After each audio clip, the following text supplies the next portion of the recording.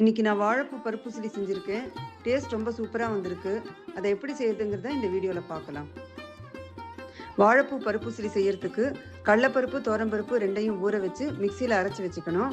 வாழைப்பூவை cut பண்ணி வேக வச்சு வைக்கணும். இந்த ரெண்டு ப்ராசஸும் லாங் வீடியோவில் போட்டிருக்கேன். அதோட லிங்க் கீழே கொடுத்துருக்கேன். வாழைப்பூ பருப்பு சிலி செய்யறதுக்கு முதல்ல அரைச்சி வச்சிருக்கிற பருப்பை வறுத்துக்கணும். அதுக்கு வானலியில் ஒரு 4 டேபிள் ஸ்பூன் சமையல் எண்ணெய் எடுத்துட்டுருக்கேன். முதல்ல கடுகு 3/4 டீஸ்பூன் சேர்க்குறேன். ஸ்டவ்வை மீடியம் ஃப்ளேமில் வச்சுருக்கேன். கடுகு வெடிச்சிடுத்து. இப்போது 1/2 டீஸ்பூன் ஜீரகம், உளுத்தம்பருப்பு 1 டீஸ்பூன் சேர்க்குறேன். உளுத்தம்பருப்பு இப்போ பொன்னிறமாக ஆகிடுத்து. இப்போது 1/4 டீஸ்பூன் பெருங்காயம் சேர்க்குறேன். 5-6 கருவேப்பிலையும் கிள்ளி போடுறேன். இதில் இப்போது மிக்சியில் அரைச்சி வச்சுருக்கிற பருப்பை இதோட சேர்க்கணும்.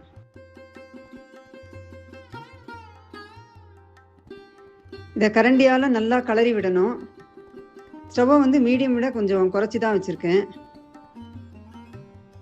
10-15 நிமிஷத்துக்கு இந்த மாதிரி அடிக்கடி கிளறி விடணும். அப்போ தான் அடிப்பிடிக்காமல் இருக்கும். எல்லா பக்கமும் நல்லா சரிசமமாக ரோஸ்ட் ஆகும்.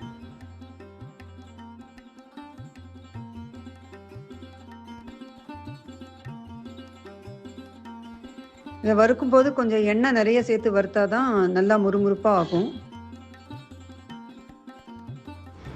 ட்ரையான மாதிரி இருந்ததுன்னா கொஞ்சம் எண்ணெய் கூட சேர்த்துக்கலாம்.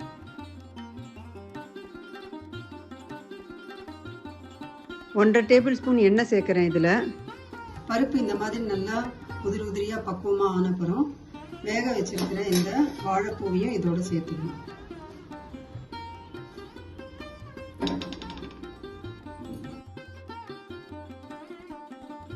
அடுப்பை மீடியம் விட கொஞ்சம் கம்மியாக வச்சு 7-8 நிமிஷம் கிளறி விடணும். அப்போ தான் வாழைப்பூவும் பருப்பும் நல்லா மிக்ஸ் ஆகும். வாழைப்பூ சிலி ரெடி ஆகிடுது. இந்த வீடியோ உங்களுக்கு பிடிச்சிருந்ததுன்னா லைக் பண்ணுங்கள், எல்லாருக்கும் ஷேர் பண்ணுங்கள், உங்கள் கமெண்ட்ஸ் அனுப்புங்க. சேனலை சப்ஸ்கிரைப் பண்ணாதவங்க சப்ஸ்கிரைப் பண்ணுங்கள். தேங்க்ஸ் ஃபார் வாட்சிங்.